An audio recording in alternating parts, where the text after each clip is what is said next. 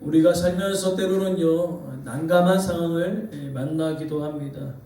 내 힘으로 설명도 안 되고, 피할 수도 없고, 왜 이러한 일들이 내 삶 가운데 임하게 되었는지 잘 모르는 그런 순간들을 우리가 만나기도 합니다. 갑자기 일이 꼬이기도 하고, 생각지도 못한 오해를 받기도 하고, 잘 풀렸던 관계가 때로는 막히기도 합니다. 마음 먹은 대로 되지 않는 그런 상황들을 우리가 만날 때, 대부분 그러한 난감한 상황들을 만났을 때에 제일 먼저 우리는요, 안이 아닌 바깥을 볼 때가 있습니다. 그래서 왜 이런 일이 생겼지? 누가 나에게 이런 안갚음을 하고 있는가? 상황이 왜 이렇게 꼬였는가? 저 사람 때문에 내가 어려움에 처한 것이 아닌가? 막막한 그 상황 가운데 많은 사람들은요, 바깥을 돌아본다는 겁니다. 너 때문이구나. 네가 내 인생 가운데 있어서 이렇게 어려움이 닥치는구나. 그러나 오늘 본문의 메시지를 보니까요, 하나님께서는 이 난감한 상황 가운데 나를 돌아보게 하시는 은혜를 더하시는 것을 볼 수 있습니다. 사실 사람들은요, 형통할 때는, 평안할 때는요, 자신을 돌아보지 않습니다. 모든 것이 잘 될 때는요, 자신의 안을 들어보지 않는다는 것입니다. 그러나 우리가 바쁘게 살고 그럭저럭 살다가 오늘 이와 같이 난감한 상황에 몰려 있을 때는요, 바로 내 자신을 돌아보는 기회가 생긴다는 것이죠. 특별히 오늘 본문은 바로 그런 장면을 묘사하고 있습니다. 단지 그들은 흉년으로 인하여서 곡식을 사기 위해 왔으나 지금은 정탐꾼으로 몰려서 죽을 위기에 처해 있는 형들의 모습을 보게 되어진다는 거죠. 하나님은 이 순간을 하나님께서 기억하시고 이 순간의 상황을 통하여 형들의 자신들의 죄를 돌아보게 하신다는 거죠. 그렇기 때문에 오늘 본문의 메시지는요, 이 우리의 삶 속의 난감한 상황은 저주가 아니라 하나님께서 은혜로 이끄시는 또 다른 방법임을 우리는 기억해야 된다는 것이죠. 오늘 그러한 배경과 그러한 지식들을 가지고 우리가 함께 말씀을 살펴보면서 난감한 상황 가운데 나를 돌아보는 은혜는 무엇이고 또 하나님께서 어떻게 그 상황들을 만들어 가시는지를 함께 우리가 살펴보고자 합니다. 먼저 우리가 이 말씀을 듣기 이전에 우리가 앞에 있는 이야기를 좀 우리가 기억해야 될 줄이 있습니다. 이제 요셉은요, 하나님의 은혜 가운데 총리가 되었고 그 다음에 7년 풍년과 7년 대흉년을 준비하게끔 합니다.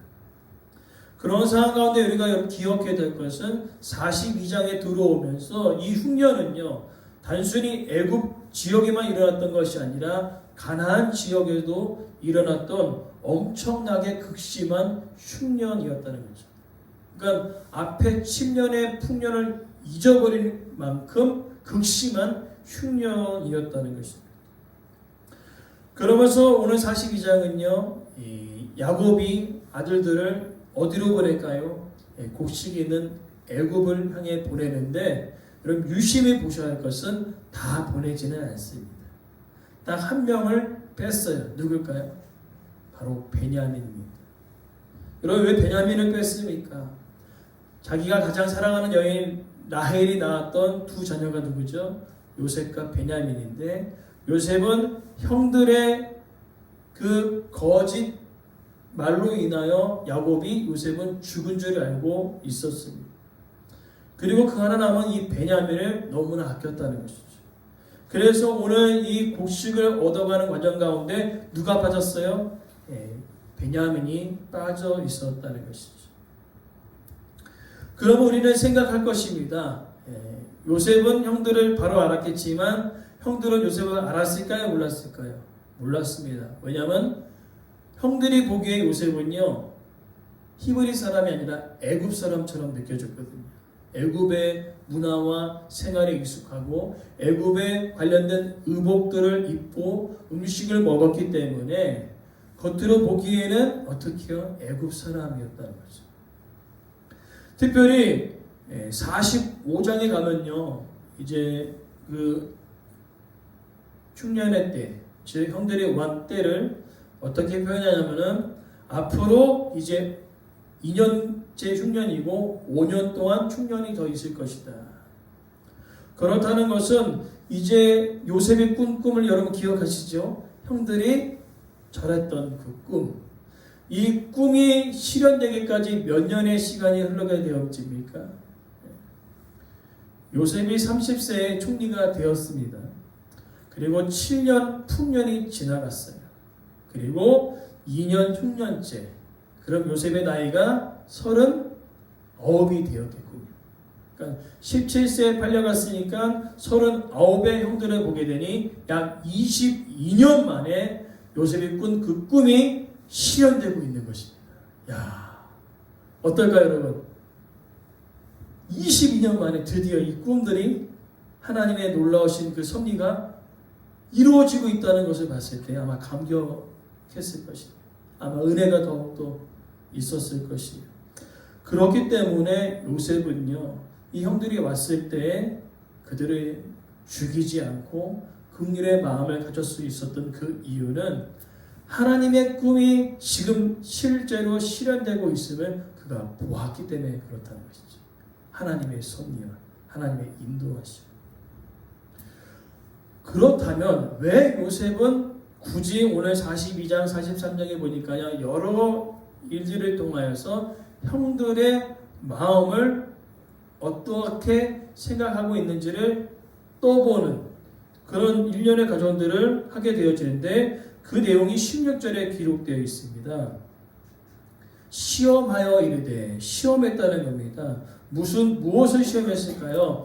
이제 이 형들이 어떻게요? 하나님의 그 은혜의 통로로서 자신을 사용하고 또한 이 일련의 모든 과정들 가운데 정말로 자신의 죄를 올바르게 깨닫고 있는지를 돌아보는 시간이 그들에게 필요했다는 것이죠.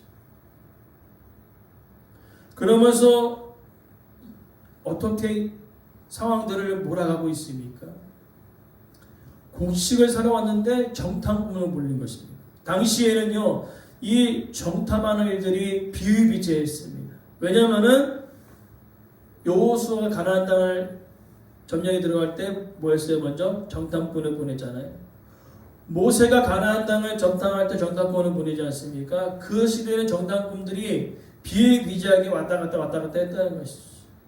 오늘 특별히 바로의 다음 자리에 있는 요셉이 정탐꾼으로 몰아갔으면 어떻게 해요? 피할 길이 있을까요? 없을까요? 없어요. 100% 죽는 겁니다. 그럼 여러분 17절 말씀, 3일 동안 갇혀 있었던 그 요셉의 형들의 마음은 어떻을까요? 두려웠겠죠. 야, 이 끝나겠구나. 우리의 인생이 곡식 얻으러 왔다가 어떻게 된 거예요 지금? 정탐꾼에 걸려서 죽을 위기에 처해 있는 상황입니다. 그러면서 이어지는 본문 말씀이 오늘 18절부터 쭉 우리가 읽어지는 본문의 내용인데, 첫 번째로 우리가 살펴볼 것은 하나님은 이 난감한 상황을 통해 잠든 양심을 깨우신다는 거죠. 여러분, 형들이 3일 동안 감옥에 갇혀서 무슨 일을 했을까요? 아마 과거의 사건들을 떠올리지 않았을까요? 아, 맞아. 지난날에 대한 생각들을 쭉 형들이 이야기했을 것 같아요. 아, 우리 예전에 그 일들을 우리가 기억하는 거죠. 그러면서 정확하게 표현들이 이제 오늘 본문에 이야기하고 있는 것은 이제 감옥에 갇혔어요. 그리고 나올 길이 없습니다. 그때 21절 말씀을 여러분들이 유심히 보십시오. 서로 말하는 거예요. 형들이 서로 말하는 것입니다. 무슨 말로 할까요? 아우의 일로 말미암아 범죄하였다. 무슨 이야기입니까? 아우는 누굴까요?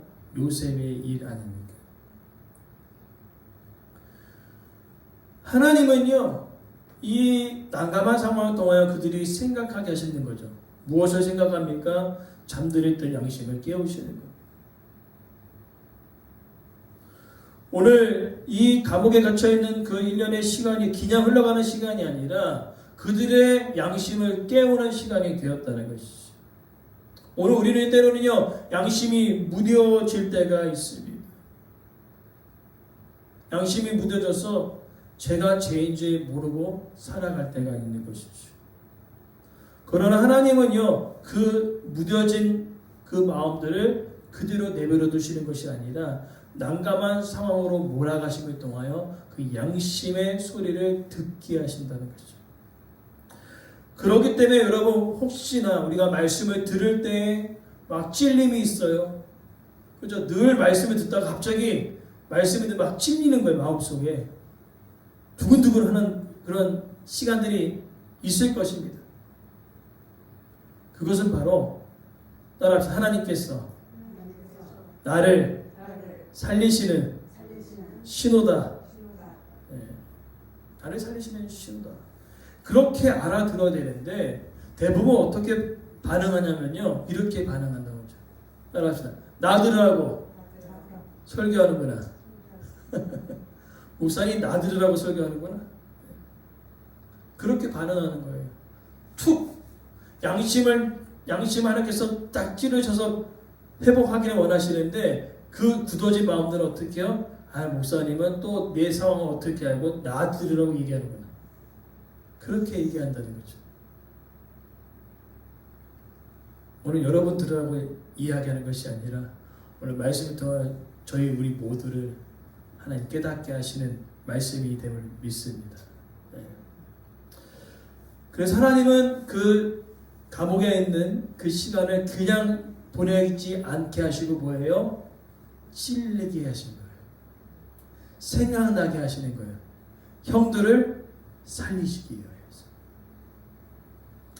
그러면서 이제 표현하는 이어지는 내용은요, 당시의 상황을 정확하게 묘사합니다. 우리가 요셉이 팔려갔을 때 당시의 상황들이 전혀 기록되어 있지 않았지 않습니까? 오늘 정확하게 기록되어 있어요. 자, 여러분, 타지로 끌려가는 거, 그냥 타지로 끌려가는 것이 아니라 노예로 끌려가는 그 삶은 당시에는 죽음과도 같다고 제가 말씀드렸죠. 그러면 요셉이 그냥 끌려가요? 아유, 야 따라와. 예, 갑니다 하고 갑니까? 아니죠. 발버둥 쳤을 거예요. 그 내용이 오늘 본문에 있어요. 우리에게 애걸할 때 형 제발 나 좀 살려달라고 얼마나 울부짖었겠습니까? 그러나 그들은 그때 양심이 묻어졌어요. 외면해버렸습니다. 그 내용을 이렇게 얘기하는 거예요. 괴로움을 보고도 우리는 듣지 아니하였다. 잊고 있던 죄들을 쫙 떠올리게 하신 하나님.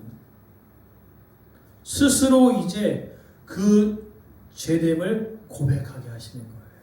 이 난감한 상황, 죽을 상황에 놓인 그 형들을 하나님께서 깨우쳐 주셔서 야, 이것이 우리가 저질렀던 너무나 무서운 죄악이었구나. 그것을 깨닫게 하시는 시간이 감옥에 갇혀있던 시간이었다는 거죠. 그러면서 우리가 더 짚고 넘어갈 것은요, 죄를 깨달을 때에 비로소 현재의 상황들을 다르게 보게 하는 눈이 생기게 됩니다.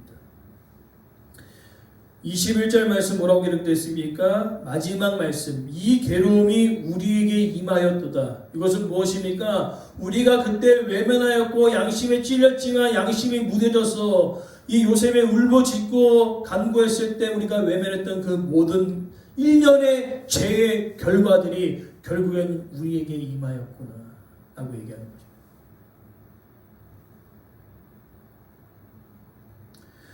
단순히 지금의 괴로움이 외부의 상황 때문에 일어난 일이 아니라 그 전에 22년 전에 요셉의 그 아픔과 그 괴로움을 외면했던 그 죄가 우리에게 임하였다는 것을 이야기해 주고 있는 것입니다. 이 죄는요 단순한 죄가 아니었다는 겁니다. 특별히 이제 이어서 22절에 루벤이 더 이야기합니다. 야, 내가 그때 얘기했잖아. 건들지 말라고. 그러나 뭐라고 얘기합니까? 그의 핏값을 치르게 되었다. 하나님은요, 우리가 죄를 지었을 때에 그 죄를 그냥 내버려 두지 않습니다. 그것을 드러내게 하셔서 결국에는 회개로 이끄신다는 거죠. 그렇기 때문에 우리가 뭔가를 죄를 지었을 때 그것이 드러난다면은 우리를 드러내셔갖고 우리를 정죄하기 위함이 아니라 드러내셔서 회개로 이끄시는, 회복으로 이끄시는 하나의 놀라우신 은혜의 방법임을 우리가 기억해야 될 점이 있습니다. 오늘 그 이야기를 하고 있는 것이죠. 즉 우리의 인생 가운데 진짜 소망이 뭔지 아십니까? 바로 회개를 통하여 하나님께로 나아갈 수 있는 기회를 우리에게 주시는 것이 우리 인생의 진짜 소망이 되어진다는 것이죠. 여러분, 그들의 죄는요 결국 가볍지 않았습니다. 무엇입니까? 한 사람의 인생을 짓밟아 버렸고요. 그 다음에 한 아버지의 마음을 찢어버렸습니다. 죄의 무게가 세월이 지난다고 사라지는 것이 아닙니다. 하나님은 그 죄를 결국엔 드러나게 하셔서 그들을 회개로 이끄신다는 거죠. 즉 하나님의 일을 우리가 이제 요셉과 형들을 통하여 이뤄나갈 때 가장 중요한 것은 먼저 그것을 이해할 수 있고 깨달을 수 있는 그 마음이 준비되어야 되거든요. 준비되었을 때 하나님의 놀라운 역사들을 이야기할 때 형들도 와, 하나님께서 요셉을 통해 일하시는구나 라고 생각할 수 있지. 그들이 죄를 깨닫지 못하고 그 일들을 경험하게 될 때는 그들에게 임하는 것은 두려움이라는 거죠. 아, 우리 죽었구나, 끝났구나. 그 이전에 하나님은 오늘 형들로 하여금 죄를 깨닫게 하시고 회개로 부르시는 것을 우리는 알게 되어집니다. 그러면서 오늘 우리는 말씀을 이제 마무리하면서 우리는 기억해야 될 것이 있습니다. 무엇입니까? 아주 중요한 내용들을 우리가 다뤄야 되는데요. 무슨 이야기입니까? 우리가 경험하고 있는 그 모든 인연의 과정은요, 하나님의 허락하심 가운데 일어나는 일임을 여러분들이 기억하시기 바랍니다. 여러 가지 상황들을. 그리고 또 한 가지 기억해야 할 일은 내가 당하는 그 모든 일들이 죄의 결과로 나타난 것이 아니다라는 것이. 때로는 우리를 연단케 하기 위하여서 고난의 상황으로 몰아가실 때도 있고, 때로는 우리가 양심에 찔리지만 그것을 무뎌져서 몰라서 지나갔던 그것을 드러냄을 통하여 죄를 깨닫게 하기 위하여 고난의 상황으로 몰아가실 때도 있는 것입니다. 그래서 우리가 조심해야 할 일은요, 이 모든 것, 하나님께서 이것을 깨닫게 하시는 은혜는요, 나에게만 적용해야 되는 거예요. 나에게만. 여러분 아시겠습니까? 여러분들에게 오는 그 수많은 어려운 상황과 고난의 상황들은요, 나에게 적용해야 되지 똑같이 나의 문제를 가지고 다른 사람에게 적용해서는 절대로 안 되는 거예요. 왜요? 우리는 함부로 판단할 수 없습니다. 이것이 그들의 죄로 인한 결과로 인한 고난인지 하나님께서 연단을 통하여서 그에게 고난으로 임하게 하시는 건지 우리는 분별할 수 없어. 그래서 오늘 성경의 말씀은 무엇을 얘기하냐면 서로 말하지 않았습니까? 서로 고백하지 않습니까? 다른 사람들에게 적용하지 않았습니다. 나에게 적용했어요. 오늘 하나님께서 우리를 회개로 이끄시는 모든 일련의 과정들은요, 나에게만 적용하십니다. 그러나 안타까운 것은요, 다른 사람에게 적용하려고 하는 사람들이 있어요. 저도 사용하면서 이런 분들을 간혹 보곤 합니다. 이렇게 딱 했을 때 손가락질을 해요. 네가 무슨 죄를 저질렀으니까 이렇게 어렵고 힘든 일이 닥친 것이. 자기가 하나님의 자리에 앉아서 판단하는 겁니다. 그러나 그것은 그 누구도 판단할 수 없는 일이라. 여러분 아시겠지요? 네. 함부로 내가 이런 일을 겪었으니 너도 죄의 결과구나.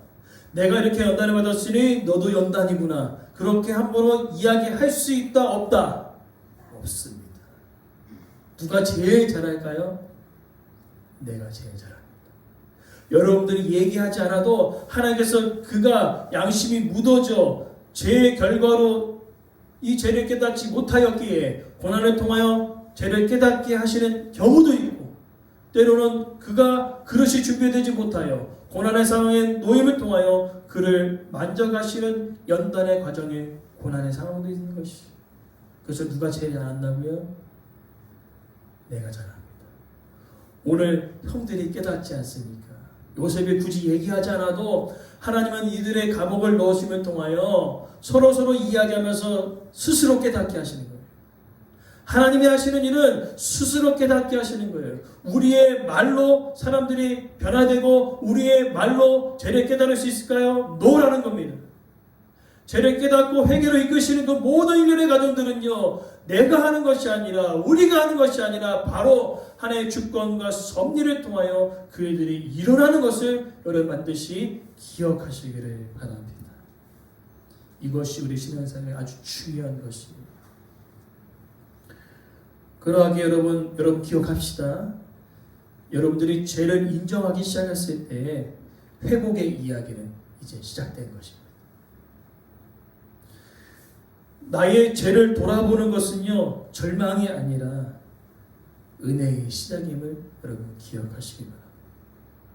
그래서 난감한 상황 속에 나를 돌아보는 것은요, 이 고난의 상황 때문에 내 삶이 무너지는 것이 아니라 회개를 통하여 하나님께 나아감을 통하여 하나님의 손에 새롭게 다시 다듬어져서 하나님의 사역에 우리가 쓰임받게 하는 도구가 되게 하여 주신다는 것입니다. 소망하는 것은 난감한 상황 가운데 여러분 남에게 적용하지 마시고 나에게 적용하여서 죄로 인한 고난인지 연단을 통한 고난인지 우리가 하나님께 나아가 기도하면 반드시 알 수 있을 것이. 그러기에 마음에 찔림이 있다면 나를 살리시는 은혜임을 여러분 기억하시고 주님께 더 나아가 기도함을 통하여 회개함을 통하여 또다시 하나님께서 우리의 손을 붙잡아 주셔서 새롭게 또 다른 길을 이끄시는 놀라운 은혜 역사가 우리의 가정과 교회에 넘치기를 간절히 소망합니다.